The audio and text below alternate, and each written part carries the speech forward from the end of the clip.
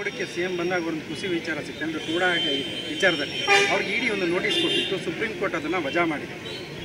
ಅದು ಈ ಕಾರಲ್ಲಿ ಬರ್ತಾ ಹೇಳಿದ್ರು, ಉದ್ದೇಶಪೂರ್ವಕವಾಗಿ ಇಡಿ ಅವರು ಪದೇ ಪದೇ ನೋಟಿಸ್ಗಳು ಕೊಟ್ಕೊಂಡು ನಮ್ಮ ಕಾಂಗ್ರೆಸ್ನವ್ರಿಗೆ ಪದೇ ಪದೇ ಅವ್ರು ಮಾಡ್ತಾನೆ ಇದ್ದಾರೆ.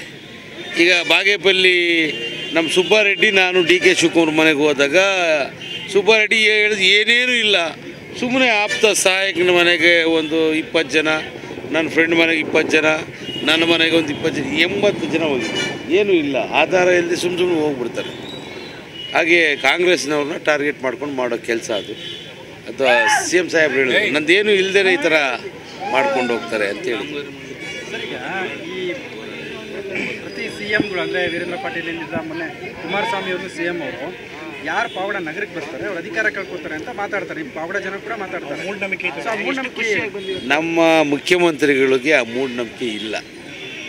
ಆಮೇಲೆ ಹಿಂದೇನೂ ಸಹ ಬಂಗಾರಪ್ಪ ಅವ್ರು ಬಂದಾಗ, ವೀರೇಂದ್ರ ಪಾಟೀಲ್ ಬಂದಾಗ ಏನು ಇಷ್ಟೇ ದಿನದಲ್ಲಿ ಇಳಿದು ಹೋಗ್ತಾರೆ ಅಂತ ಯಾರೂ ಹೇಳಿಲ್ಲ.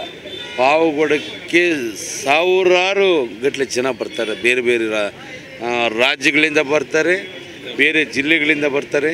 ವಿಶೇಷವಾಗಿ ಶರಣಮಹಾತ್ಮ ಸ್ವಾಮಿ ನಂಬಿಕೆ ಇರೋದಕ್ಕೆ ಬರೋದು. ಈಗ ನಾವು ಯಾಕೆ ಇಳಿಬಾರ್ದು? ಮತ್ತೆ ನಾವು ಗೆದ್ದು 5 ವರ್ಷ ಕಂಪ್ಲೀಟ್ ಮಾಡ್ತೀವಿ. ಸಿದ್ದರಾಮಯ್ಯ ಸಾಹೇಬ್ರಿಗೂ ಏನು ಸಮಸ್ಯೆ ಆಗಲ್ಲ, ಅವರು ಆ ಸೆಂಟಿಮೆಂಟ್ಸ್ ಎಲ್ಲ ಇಟ್ಕೊಂಡಿಲ್ಲ. 5 ವರ್ಷ ಸಿದ್ದರಾಮಯ್ಯ ಇರ್ತಾರೆ ಸರ್.